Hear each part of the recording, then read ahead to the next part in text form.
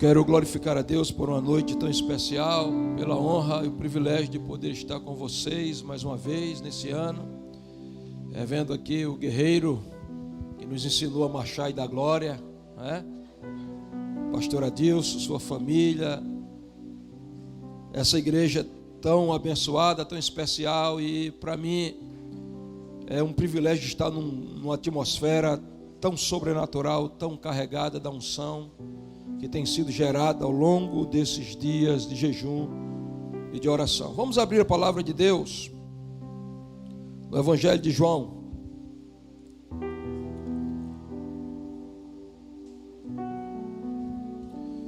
capítulo 3.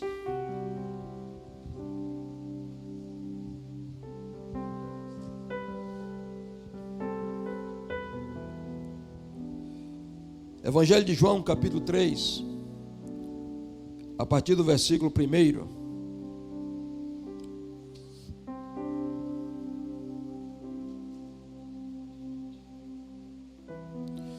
Nós vamos ler do versículo 1 até o versículo 7.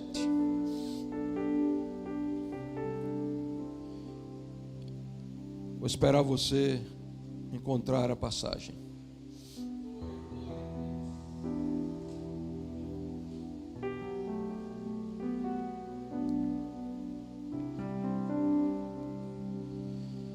E havia entre os fariseus um homem chamado Nicodemos, um dos principais dos judeus.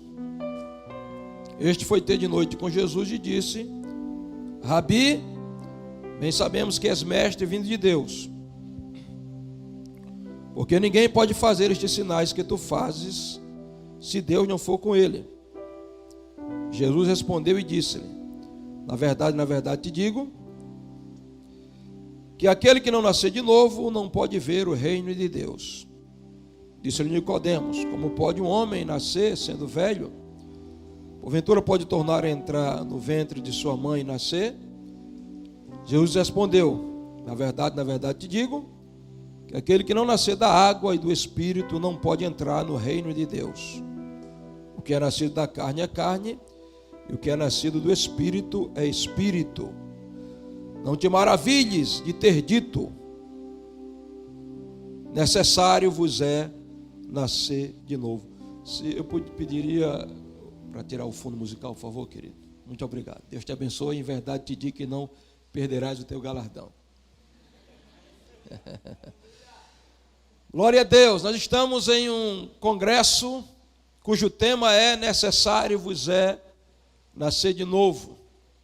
Ao longo dos dias que se seguem, nós estaremos entendendo, como já disse o pastor Adilson, o significado espiritual dessa doutrina, que é um dos fundamentos e um dos aspectos da soteriologia bíblica, a regeneração ou o novo nascimento. A importância de nascer de novo foi dita pelo próprio Jesus, pela primeira vez aqui na Bíblia, para Nicodemos. Então eu gostaria essa noite de tratar sobre o seguinte tema: Nicodemos, Jesus e o reino. Note que Jesus vai dar uma única alternativa para se entrar no reino de Deus. E a única alternativa, a única porta de entrada é o novo nascimento. Então primeiro nós queremos falar com vocês sobre o reino. Veja comigo. Gostaria que você mantivesse a sua Bíblia aberta em João capítulo 3. Não fechasse a Bíblia no capítulo 3 de João. Mas note que Jesus vai falar no versículo 3, ele vai falar de ver o reino. E no versículo 5, ele vai falar de entrar no reino. Primeiro, ele fala de ver o reino. Depois ele fala de ter acesso ou de entrar no reino. Então note, para entrar no reino, primeiro você tem que ter a visão espiritual aberta. Jesus não disse no versículo 3, se alguém não nascer de novo não pode entrar. Ele vai dizer, vai falar sobre o acesso ao reino, no versículo 5, mas no versículo 3 ele fala de ver. Então entenda que ter acesso ao reino de Deus, em primeiro lugar, é ter a visão espiritual aberta, o entendimento para o que é o reino.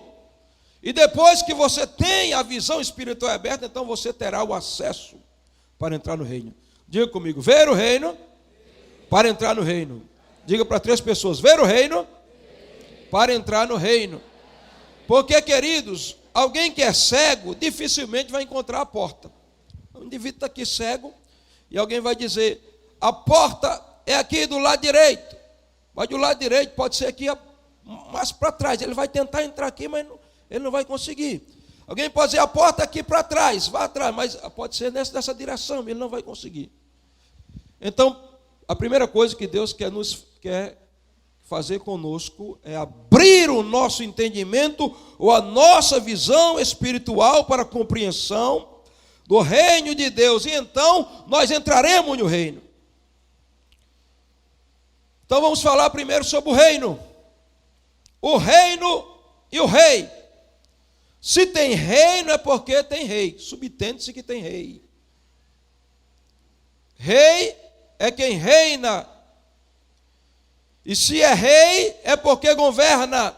Se governa, é porque impera. Se impera, é porque pode. Se pode, é porque manda. Se manda, é porque tem autoridade. Se tem autoridade, é porque todos têm que se sujeitar à sua autoridade. Eu quero te dizer que cristianismo não é se tornar religioso, membro de igreja, é entrar na atmosfera do reino de Deus. Nós estamos aqui todos essa noite, porque resolvemos nos submeter ao Rei dos Reis e Senhor dos Senhores. Amém? Então a primeira coisa que eu quero que você entenda é que você está num reino. Você é súdito desse reino e você tem um rei. Porque tem gente que tem um rei, mas é na barriga. Ele diz que serve a Cristo, mas ele está centralizado em si. Ele não submeteu a sua vontade a Deus. E a rebelião tem origem naqueles que não querem se submeter ao rei do reino. É por isso que no Salmo 2, você vai encontrar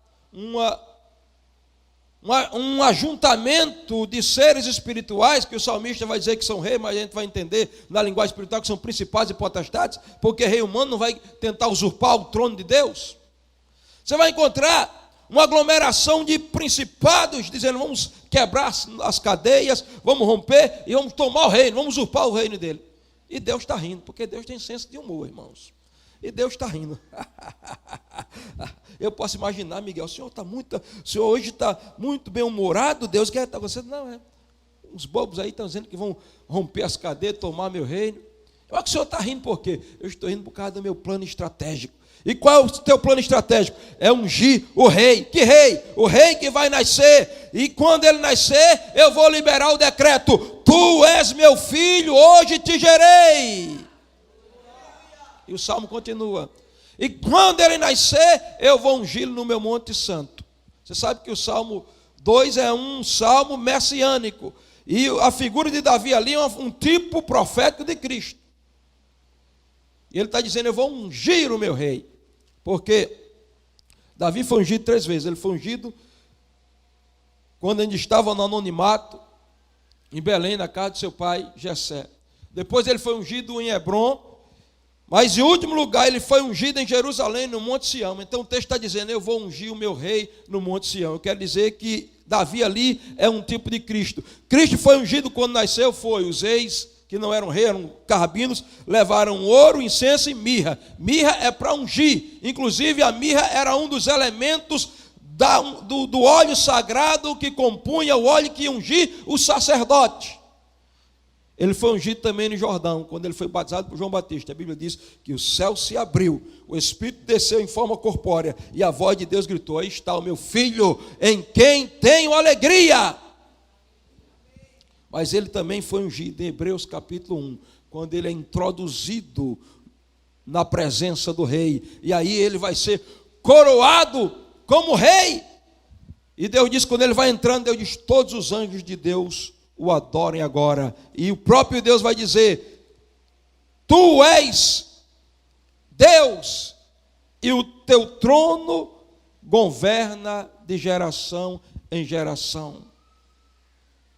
Então eu quero te dizer uma coisa, saiba, entenda, compreenda, que você está na atmosfera do reino, porque você serve um rei. O rei, que foi coroado como rei, mas na sua plenitude ele não assumiu o reino ainda. Mas ele colocou todos nós aqui para estender, para propagar a mensagem do reino, porque esse reino é um reino que se manifestará literalmente no milênio. Esse reino é um reino que já é real na atmosfera, na dimensão espiritual, mas esse reino está aí dentro de você. É por isso que Jesus disse que o reino de Deus, naquele tempo não vinha com aparência exterior, nem você ia dizer, olha aqui, porque o reino de Deus está dentro de cada um de nós. A atmosfera do reino.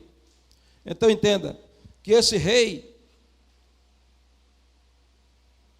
foi desprezado por Pilatos. Quando Pilatos entrou de zombaria, disse, você é rei. E ele disse, eu para isso nasci, e para isso vim ao mundo. Ele entrou triunfantemente na cidade de Jerusalém, montado num jumentinho, e todo mundo, e o povo clamava. Eu acredito que Zaqueu, aquele camarada pequeno, dizia, aquele dali que vai montado naquele jumento ali, entrando em Jerusalém, foi aquele que entrou na minha casa e me transformou. Talvez Lázaro estava lá no meio dizendo, aquele dali, eu estava na sepultura, mas aquele que vai, aquele dali é o rei de Israel, porque ele me ressuscitou depois de 4 dias de morto. Mas muitos desprezaram, porque ele não vinha com a pompa de um faraó, de um Alexandre o Grande, montado no cavalo branco, ele vinha no jumentinho. Mas eu quero te dizer uma notícia, ele entrou em Jerusalém naquele jumentinho, estabeleceu o reino espiritualmente nos nossos corações. Hoje nós somos embaixadores desse reino, estamos estendendo esse reino aqui no estado de Pernambuco, no Rio Grande do Norte, no Nordeste do Brasil, na nação brasileira, no mundo inteiro. Sabe por quê? Nós temos uma mensagem. Que mensagem? A mensagem é o seguinte, aquele que foi um rei desprezado, entrou no jumentinho em Jerusalém, que depois foi à cruz, que foi para a sepultura, que morreu, mas que ressuscitou o 3º dia, ele em breve vai voltar. E no dia que ele voltar, João já viu em Apocalipse capítulo 19, ninguém vai dizer aquele dali entrando no jumentinho, que rei, que nada, rei jumentinho. Não, todos os que estiverem aqui na terra, porque a igreja terá sido arrebatada, vão levantar os olhos, e como João, eles vão dizer, João disse que viu, eu vi os céus abertos, e eis um cavalo branco, e o seu cavaleiro se chama Fiel e Verdadeiro, e julga e peleja com justiça, os seus rostos brilham como o sol, na sua cabeça muitos diademas, e na sua coxa, e no seu manto está escrito, Rei dos Reis, e Senhor dos Senhores. Se esse aplauso é para Jesus, pode ser mais forte e misturado com glória a Deus.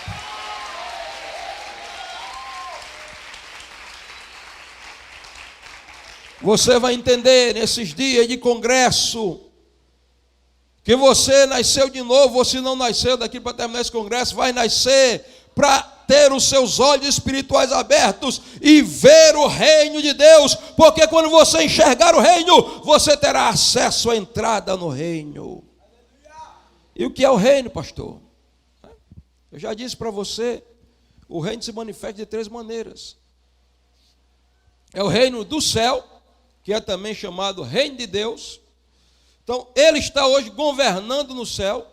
Espiritualmente nós estamos vivendo na atmosfera desse reino. Esse reino está dentro de nós, literalmente em plenitude. Esse reino se manifestará quando Jesus vier e sentar lá no trono de Davi em Jerusalém.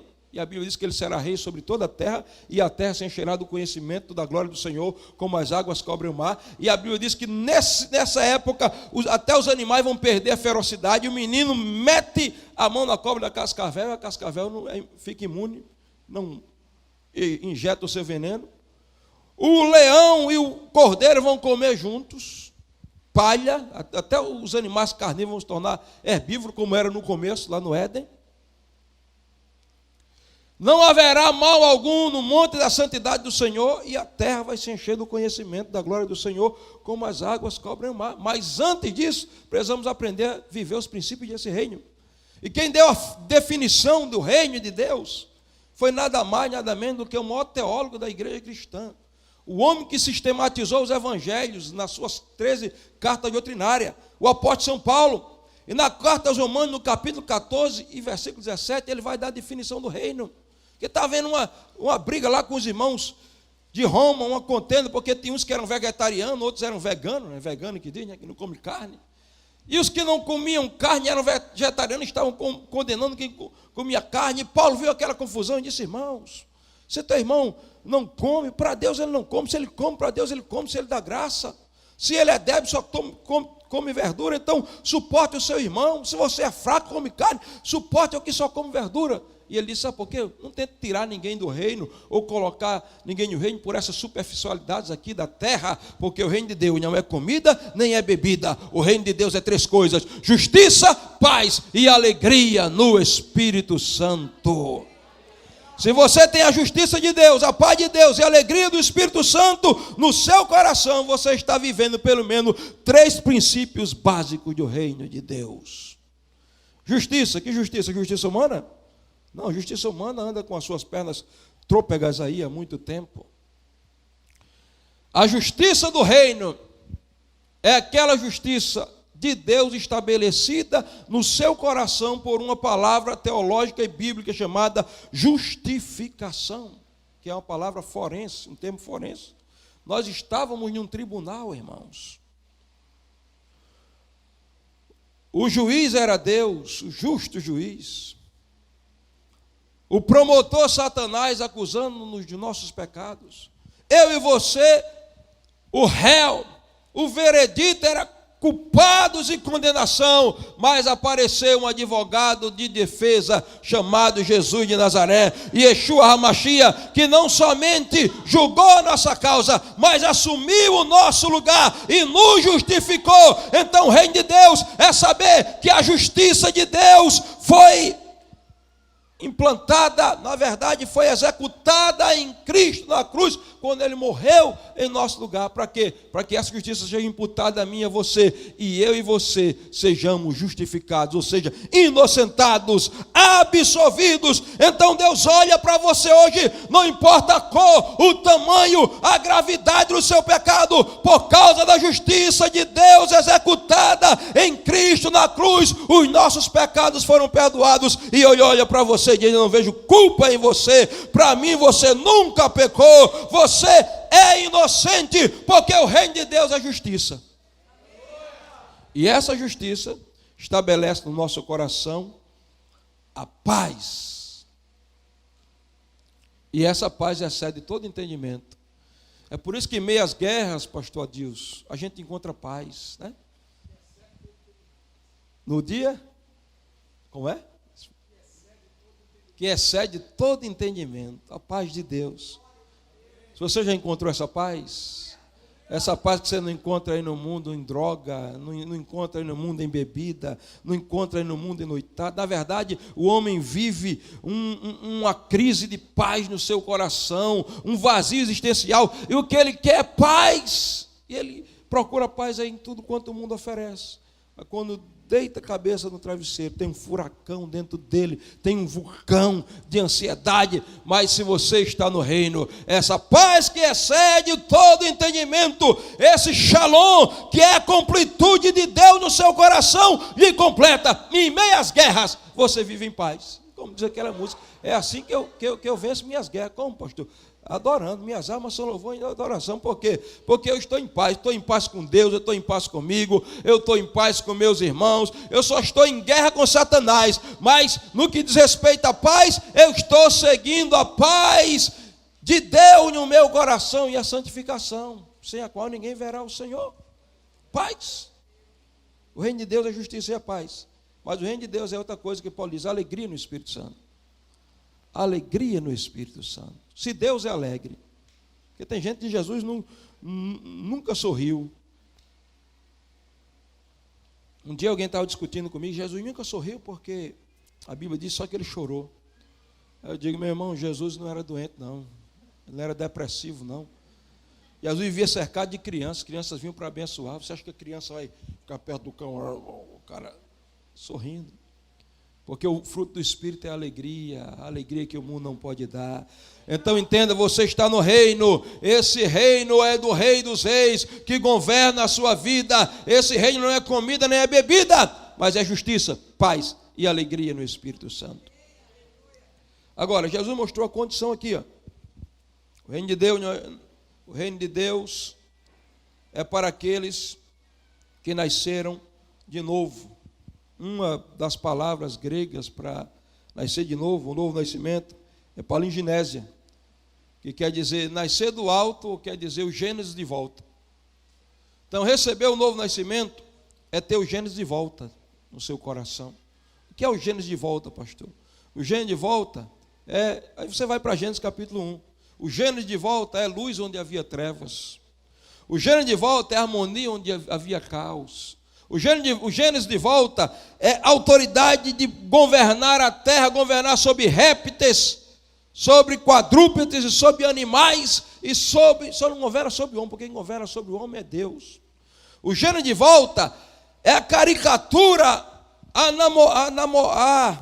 anomalia que o pecado fez na nossa vida, a caricatura do pecado sendo restaurado na imagem e semelhança de Deus. O Gênesis de volta é o Éden, é o jardim de volta no nosso coração. O Gênesis de volta é a porta do céu aberta e Deus na viração do dia vindo nos visitar novamente. Então olhe para o seu irmão e diga: você já nasceu de novo? Se você já nasceu, o Gênesis voltou para o seu coração. Agora, queridos, essas coisas, sobre o reino que Jesus conversou, ele conversou com um indivíduo chamado Nicodemos. Então deixa eu tratar com você sobre esse personagem. Quem era esse personagem? Nicodemos. Já vimos o reino, vamos ver Nicodemos. Porque Jesus podia ter falado sobre o novo nascimento explicitamente para Maria, Maria Madalena, que tinha 7 demônios. Ele podia ter falado explicitamente do novo nascimento para o ladrão da cruz, que era ladrão. Ele poderia ter pregado o sermão do novo nascimento para Zaqueu, publicano, que era o ladrão de colarinho branco. Mas Jesus ia falar para Nicodemos. Quem era esse Nicodemos? Aí Jesus vai quebrar o padrão humano de que a religião vai nos conectar de volta com Deus, porque a própria palavra religião do latim, religare, quer dizer religião, religar de volta com Deus, mas na verdade a gente vai entender aqui por esse texto que a religião, ao invés de reconectar o homem com Deus, muitas vezes tem afastado o homem de Deus, porque cristianismo não é religião, como diz a nossa porta, é outro R, é relacionamento. Então quem era Nicodemos? Veja, versículo 1, havia entre os fariseus. Então, se você tem o costume de riscar a Bíblia, sublinha a palavra aí, fariseu. Em primeiro lugar, Nicodemos era um fariseu. A palavra hebraica é perushim, quer dizer, separados. O farisaísmo era a elite religiosa da época de Jesus. Deixa eu te dizer algumas curiosidades sobre os fariseus, porque a gente às vezes tem uma imagem assim meio negativa de fariseu, como se todo fariseu fosse hipócrita, fosse sepultura caiada, Que Jesus confrontou muitos fariseus. Jesus confrontou os fariseus que tinham se desviado do propósito pelos quais eles foram levantados na época. Os fariseus, eles começam ali, vêm do partido dos Hassidins, um grupo que procurava voltar às origens da palavra. E os fariseus, eles começam ali na época do cativeiro babilônico, eles começam a trazer o povo de volta a ter acesso ao culto, As sinagogas foram criadas pelos fariseus. Os fariseus, eles tiveram a missão de alfabetizar o povo da Babilônia, que estava num nível de analfabetismo. Eles vieram alfabetizar o povo para que o povo pudesse ler a palavra de Deus. Os fariseus ensinaram o povo de Israel a orar quando eles perderam o referencial de oração. Os fariseus voltaram a pregar a doutrina da ressurreição. Os fariseus criam em anjos. Os fariseus acreditavam que você descobria a vontade de Deus nas Escrituras. Então, originalmente, os fariseus eram um grupo de avivamento.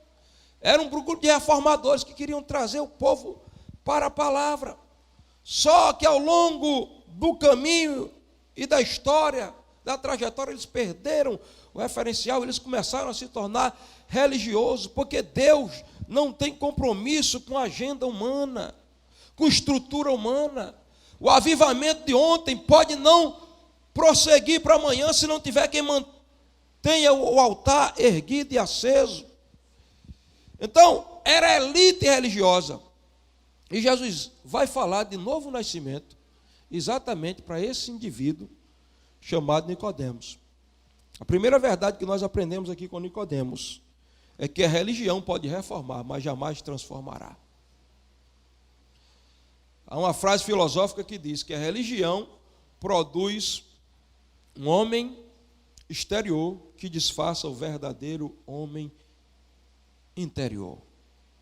Às vezes o indivíduo, ele botou a gravata de crente, o paletó de crente, ele calçou o sapato de crente, ele está andando com a Bíblia debaixo dos braços de crente, ele usa os mesmos termos do crente, ele parece o crente, mas ele não é crente por dentro. Por quê? Ele teve um encontro com a religião. E Jesus aqui está dando uma aula para um religioso de alto nível. E dizendo, você tem que nascer de novo, rapaz. Então, queridos, a primeira coisa que eu quero que você entenda, eu sei que você já sabe disso, é que não importa a tua religião, a tua placa denominacional, se você é ensejequiano ou assembleiano, se é metodista, se é batista do Calvário, batista regular, batista fundamentalista, né?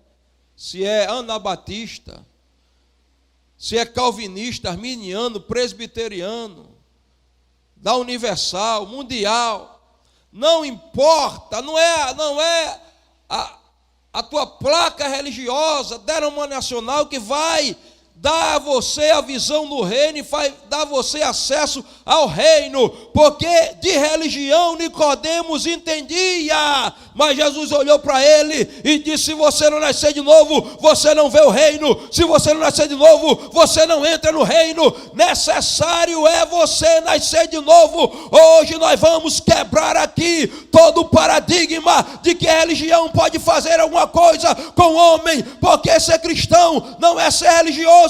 Cristão não é religião. Ser cristão é ser a reprodução de Cristo em seu caráter primeiro e depois em sua missão. E para isso você precisa nascer de novo.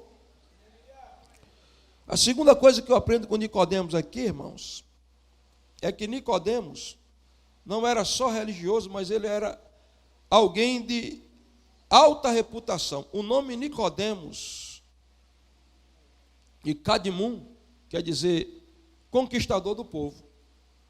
E na Bíblia nada está por acaso. Paulo diz, tudo que foi escrito para nosso ensino foi escrito. Então você acha que Nicodemos não era um camarada de um bom caráter? É claro que era. Só conquista o povo quem tem uma boa reputação. Ou você acha, principalmente numa cidade pequena, que o camarada que já deu calote em todo mundo, ele tem uma boa reputação? Que a mulher que faz fofoca de todo mundo tem uma boa reputação? Ninguém podia dizer nada contra a reputação de Nicodemos, porque ele tinha conquistado o coração do povo. Então, a reputação humana não significa dizer que o indivíduo teve um encontro com Cristo e o transformou. É lógico que nós esperamos que alguém que teve um encontro com Cristo tenha uma boa reputação. Mas, às vezes você vai evangelizar alguém, acaba de dizer, eu nunca matei, nunca roubei, eu sou fiel em meus compromissos. Ele está se auto-justificando.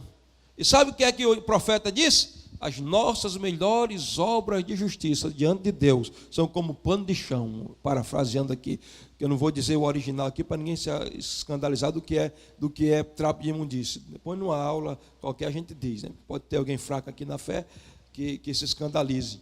Mas depois você procura o contexto original, que é pano de imundícia, procura o que é imundícia na Bíblia. Pense na mulher hemorrágica, você, né, do fluxo de sangue, você vai saber o que é. Pronto, já dei a dica.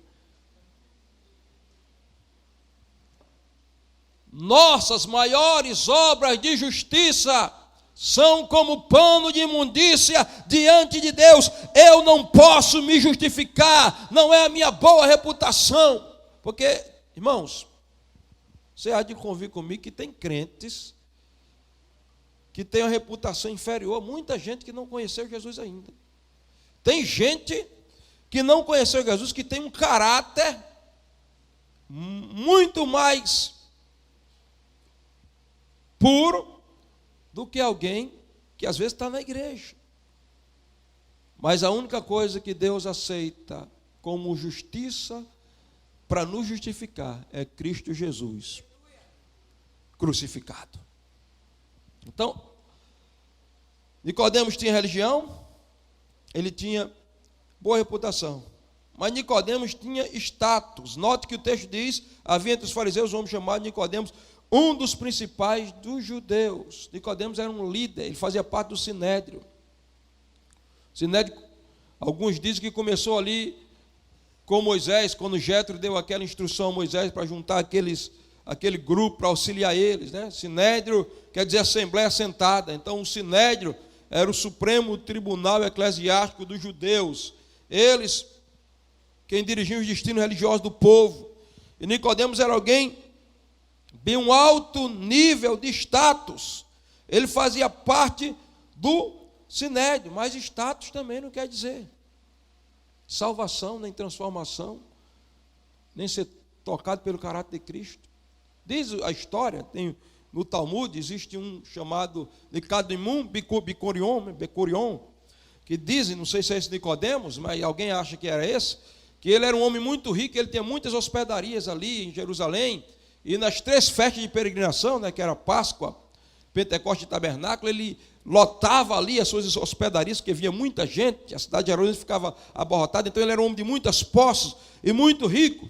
Eu não sei se era esse Nicodemos aqui, alguém acredita que era, mas o que quer dizer é que ele tinha status. E em quarto lugar, irmãos, Nicodemos tinha teoria. Note aqui o que diz a Bíblia. Havia entre os fariseus um homem chamado Nicodemos, um dos principais dos judeus. Agora, no versículo 10, veja como é que Jesus chama Nicodemos. Jesus respondeu e disse: tu és mestre em Israel e não sabes disso. Nicodemos era um rabino. Mestre aqui, a palavra mestre é moré, professor, rabino. Então Nicodemos era teólogo, era professor de Bíblia. Nicodemos tinha passado pelas 3 fases da teologia judaica, que é o Beit Zefé, o Beit Talmud e o Beit Midrash. O que é isso? Beit Zefé. O menino começava com 6 anos de idade. E dos 6 aos 12 ele tinha que decorar toda a Torá, o Pentateuco. Tinha que decorar Gênesis, Êxodo, Levítico, Número e Deuteronômio. Depois ele ia para o Beit Talmud. A partir dos 10 ali aos 15, ele tinha que decorar, irmãos, de Gênesis a Malaquias, até ele chegar no Beit Midrash, ele se tornava um rabino. Então Nicodemos sabia o que é teoria, no que diz respeito à leitura bíblica, a estudo bíblico, porque a teologia é muito bom, mas não transforma ninguém se você não deixar ela transformar você. Teoria é teoria, prática é prática. Encontro com Cristo está além da teoria. É uma experiência pessoal. Nicodemos conhecia muito bem os 4 níveis de interpretação das Escrituras. O Peshat, que é o literal, o Ramés, que é o alegórico, o Daresh, que é o homilético, e o Sode, que é o espiritual místico. Ele conhecia tudo isso. Mas não impressionou Jesus com isso. E Jesus continuou dizendo: Nicodemos, você tem que nascer de novo. Então note comigo, Nicodemos tinha religião, ele tinha boa reputação, ele tinha status, ele tinha conhecimento teórico da Bíblia, mas Nicodemos não tinha uma coisa. Na verdade, não é uma coisa. Não podemos dizer uma coisa? Nicodemos não tinha Jesus, porque o texto está dizendo aqui, ó, versículo 2, este foi ter de noite com Jesus. Se foi ter, é porque não tinha. Então, eu quero te dizer, meu irmão, você pode ser o melhor aluno da escola de discipulado pastoral e ter o livro todo decorado. Você pode saber tudo de capacitação de destino. Você pode já saber tudo da escola de formação. E você é obrigado a saber, na verdade, com profundidade, é dessa igreja, porque nós sabemos que a palavra transforma, mas se você não deixar isso se tornar realidade prática na sua vida, você terá muita teoria, mas não terá experiência nenhuma. E aí, queridos, eu vou partir para o final da mensagem, dizendo que a Bíblia diz, aqui no versículo 2, este foi ter de noite com Jesus. Todo homem que tem tudo, mas não tem Jesus, não tem nada. E quem não tem Jesus, precisa procurá-lo. O texto diz que Nicodemos foi ter de noite com Jesus. Aí se especula, não, Nicodemos tinha medo do Sinédrio, ele tinha vergonha de Jesus, ele conhecia que Jesus era rabi, mas Jesus também era carpinteiro, era de família humilde. Eu não sei. Alguém diz, não, Nicodemos, porque ele tinha muitas hospedarias, então ele era muito ocupado, ele era um alto empresário. Então ele foi ter de noite com Jesus. Eu não sei. Alguém diz, não, Nicodemos queria ter uma conversa particular com Jesus, privativa, ele não queria, ele queria assim um tempo mais individual com Jesus. Eu não sei. Eu vou dizer uma coisa. Um dia eu estava pregando no meio da rua esse texto aqui de João 3, nunca tinha pensado nada, e quando eu estava pregando e dizendo, e Nicodemos foi ter de noite com Jesus, e alguns acham que ele foi de ter porque ele tinha vergonha de Jesus, ou porque ele era muito ocupado, e quando eu estava dizendo aquilo, eu ia dizer, eu não sei porque ele foi ter, o Espírito Santo disse, vou dizer a você agora, porque que Nicodemos foi ter com Jesus à noite. Eu digo, diga Espírito Santo, e o Espírito Santo disse, por causa de um princípio espiritual, todo homem que vai ter com Jesus, ele vai de noite. Que noite? Noite das estrelas, da lua? Não, a noite da ignorância espiritual, a noite das crises existenciais, a noite dos traumas existenciais, a noite das rejeições, a noite das amarguras, a noite de um orgulho, a noite de não conhecer a Deus. Mas eu quero te dizer uma coisa, aquela noite de Nicodemos se transformou em um dia, porque naquela noite ele encontrou o sol da justiça, que traz salvação debaixo das asas.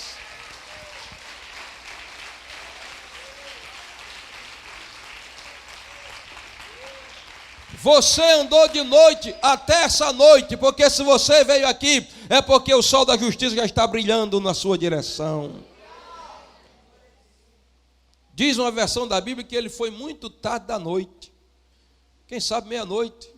Jesus era um homem muito ocupado, pregava muito, devia estar cansado, porque ele era Deus, mas estava no corpo humano, ele cansava. E meia-noite, alguém bate na porta de Jesus. Deixa eu dizer uma coisa para você, a porta de Jesus sempre estará aberta para você. Não importa se você vai de meio-dia, não importa se você vai de 2 horas da tarde, não importa se você vai às 18 horas, não importa se você vai à meia-noite, não importa se é 1 da madrugada, 2 da madrugada, toda vez que você bater na porta de Jesus, Ele vai abrir e vai dizer, entre, o que você quer, o que você precisa. Então, não importa, queridos, a crise existencial que você talvez esteja vivendo,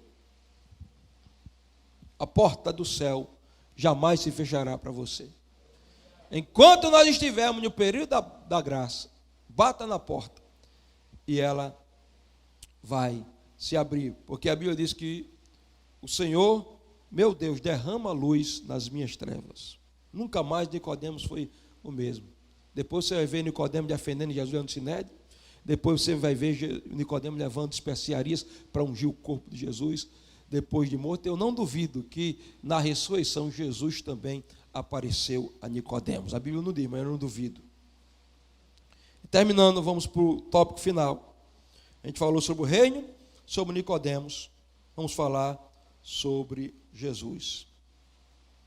Nicodemos foi ter com Jesus, e aí Nicodemos reconhece algumas coisas em Jesus, né? Primeiro, ele reconhece Jesus, e algumas coisas ele reconhece. Vamos ver aqui. Este foi ter de noite com Jesus e disse: Rabi, bem sabemos que és mestre. Como foi que ele disse?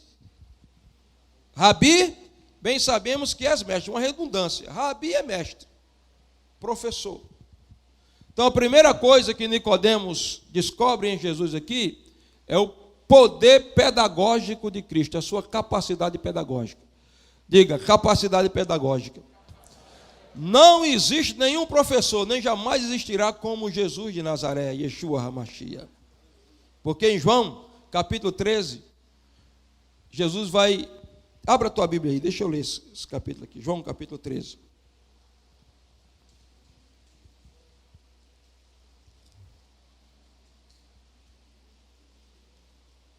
Verso 15.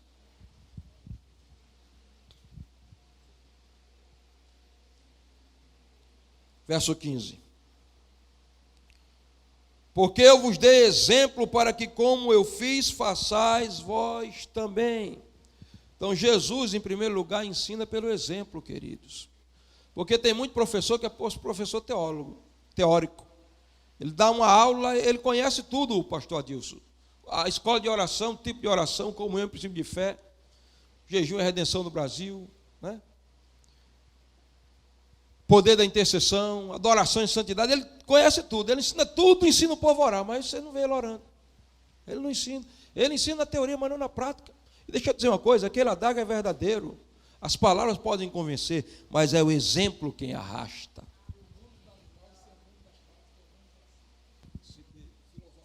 O mundo da linguagem, ser o mundo da prática é o mundo vazio. Catedral. Dê um aplauso aí. O pastor não, é Jesus. Aprendi mais um. Agora, querido, Jesus é exemplo. Jesus ensina o que em João 13? Primeiro, Jesus é exemplo, ele ensina pelo exemplo do amor. O texto diz aqui, ó. Versículo, a última parte aqui do versículo 1. Sabendo que era chegada a sua hora para sair deste mundo para o Pai, como havia amado os seus, amou-os até o fim. Jesus é um exemplo de amor. Amanhã a gente vai aprender, eu vou já adiantar um pouquinho, que uma das provas do indivíduo que nasceu de novo, pastor, disso é que ele ama o irmão. O texto diz aqui que Jesus, tendo amado os seus, amou-os até o fim. Exemplo de amor. Tem maior exemplo de amor do que Jesus? O amor que Paulo vai falar em Efésios 3, das dimensões desse amor. Ele diz a altura desse amor de Cristo, desse amor de Deus. Que altura? Fez ele descer 7 degraus na escala da humilhação para se tornar homem. O amor, ele vai falar da largura, que na cruz abraça todos os homens, pecadores, homens, mulheres, pretos e brancos, baixos e altos, ricos e pobres, sábios e ignorantes. O amor que Paulo vai falar do cumprimento desse amor, que alcança as partes mais longínquas da terra. O amor que Paulo diz, fala da profundidade desse amor, que foi até o inferno e morreu a nossa morte espiritual, mas ressuscitou ao terceiro dia para nos levar a estar sentado nas alturas celestiais. Ele é exemplo de amor. Mas, queridos, aqui em João 13, ele não só ensina pelo exemplo de amor, mas ele ensina pelo exemplo do serviço. Veja o que diz aqui, versículo 4. Levantou-se da mesa e tirou as vestimentas de cima. Olha aqui, Jesus faz algo profético. Se levanta da mesa para servir, irmãos. Porque tem gente que só quer viver sentado na mesa. Traz o café, traz o almoço, traz o jantar. Cuidado, irmãos. Tem um sacerdote na Bíblia que ficou tão sentado na mesa e começou a se alimentar tanto das ofertas do povo que ficou gordo, não podia andar mais, era ali, gordão, sentado na mesa, que quando veio a notícia que os filhos dele morreram na guerra, ele tão gordo e tão sentado, disse, papa oferta, papa dízimo, caiu para trás e quebrou o pescoço. Aprenda com Jesus a se levantar da mesa, a servir, porque só serve para viver quem vive para servir. Exemplo de Jesus, ele ensina pelo exemplo de acessibilidade. Veja o versículo 8, aproximou-se de Simão. Jesus era pastor que tinha cheiro de ovelha, que estava no meio do povo, né?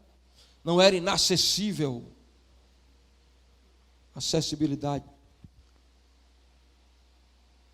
Líder, conheça o seu liderado. Líder de célula, esteja envolvido com o seu povo, os que estão na sua célula.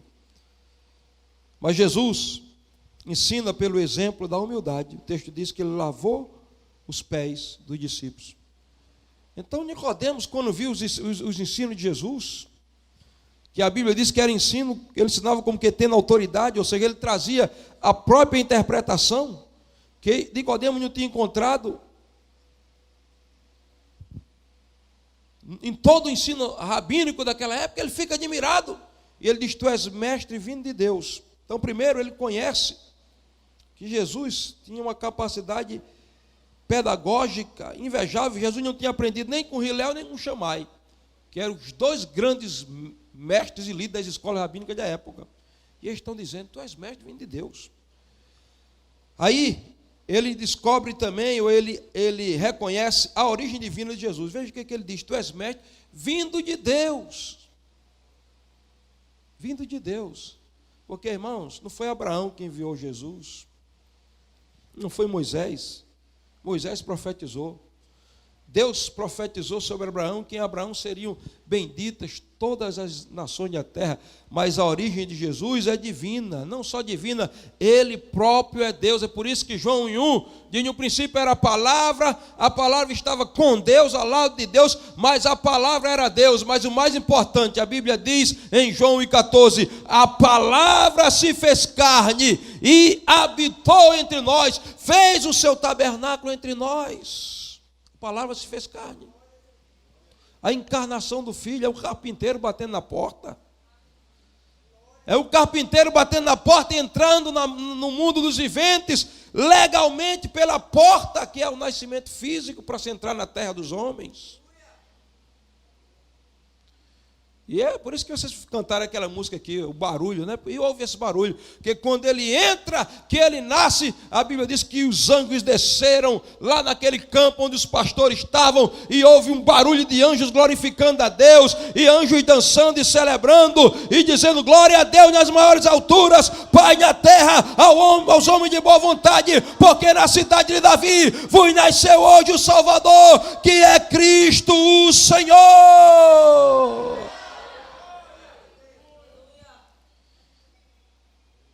Nicodemos reconheceu em Jesus o poder sobrenatural. Tu és mestre vindo de Deus, porque ninguém pode fazer esses sinais que tu fazes se Deus não for com ele. Que sinais? Os sinais que o próprio Nicodemos presenciou, que está em João capítulo 2, verso 23. Estando eles em Jerusalém, pela Páscoa, durante a festa, muitos vendo os sinais que fazia, creram nele. Nicodemos presenciou. Jesus purifica o templo, que eu não tenho tempo para contar os detalhes, vira a mesa dos cambistas, e os sacerdotes lá, os fariseus, com que autoridade você faz isso? O que você acha que é? Eu vou mostrar já. Vem cá, você é paralítico? Solta a muleta. Glória a Deus, estou andando. Vem cá e traga esse cego aqui, em nome de receba a visão. Os olhos se abriram. Isso aqui é a autoridade com que eu faço isso aqui. Nicodemos viu aquilo, ficou impressionado. Queridos, Deus é um Deus de sinais. Cristo exerceu o seu ministério com sinais, por isso esses sinais estão na igreja. Amém? Eu estava naquela época que nós fomos ungir as casas, né? A apóstola deu aquele comando, ela ungiu todas as casas, né? Com sangue. e o vinho, né, e o azeite, representando o sangue do cordeiro. E eu estava na casa de um irmão, um líder da igreja, Charles, e um ambiente de muita unção ali, a gente ungindo. Tinha um filho dele, Jonatas David, que ele tinha um olho, que o médico disse: vamos tratar do olho esquerdo, que o olho direito não tem mais jeito. Ele só via aquele buraco ali, aquelas coisas escuras, não enxergava mais nada. E o médico disse: não tem mais jeito. E naquele dia a gente estava lá ungindo a casa, ele lá, e nós fomos tomados pela unção de Deus, e nós ungimos, oramos por ele. Resultado, a visão dele começou a se abrir, e ele começou a enxergar novamente. E hoje ele vê dos dois olhos, um olho que estava perdido. Por quê? É porque tem poder em mim? Não, irmãos, é porque ninguém pode fazer os sinais que Jesus fazia se Deus não for com ele. E esses sinais estão em mim, estão em você, estão em nós. Sabe por quê? Jesus disse: aquele que crê em mim fará as obras que eu faço, e maiores do que essas fará, porque eu vou para o meu Pai. Estava num culto um dia lá na igreja, uma unção poderosa, e de repente as pessoas começaram a cair, um rapaz caiu lá no chão e começou a gritar de maneira escandalosa, e gritando. Aí Gorete disse: vai acalmar ele um pouquinho lá, porque está muito escandaloso. Eu digo: não, deixa ele ter a experiência dele com Deus. E quando terminou aquele mover, ele se levantou, disse, chorando, e pediu o microfone: eu preciso dizer uma coisa para você. Eu fiz uma cirurgia nesse ouvido aqui, e eu ouvia muito pouco desse ouvido aqui, mas agora o ouvido se abriu, eu estou ouvindo perfeitamente. Nicodemos olhou para Jesus e disse: Jesus, eu vi quando o Senhor abriu os olhos daquele cego, quando o Senhor fez aquele paralítico andar, eu vi quando o Senhor tocou naquele leproso e o corpo dele foi purificado, eu vi quando o Senhor ressuscitou aquele morto. Ninguém pode fazer esses sinais que tu fazes se Deus não for com ele. Estes sinais autenticam que tu vieste de Deus, mas acima de tudo, que Deus está contigo. Vamos ficar de pé. Deus está contigo.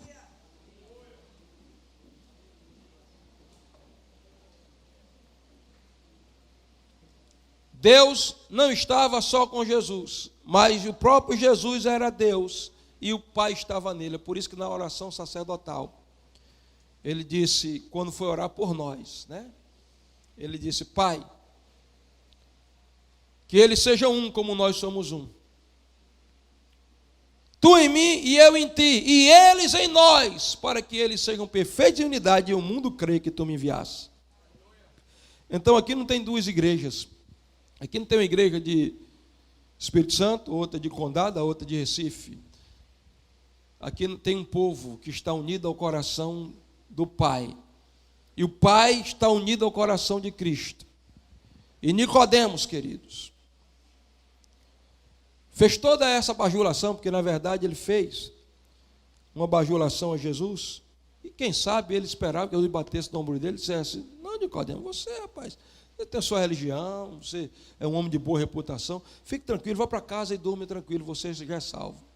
Mas Jesus olhou para Nicodemos e disse para ele: Nicodemos, você tem tudo isso aí, você tem conhecimento teórico, você é mestre em Israel, você faz parte do Sinédrio, tudo isso, mas eu quero te dizer uma coisa: necessário vos é nascer de novo. E Nicodemo disse: o que é isso? E o que é isso nós vamos aprender amanhã. O que é o novo nascimento. Porque eu creio que muita gente aqui já nasceu de novo, mas quem não nasceu, eu acredito, pastor Adilson, que até o final desse congresso vai nascer de novo.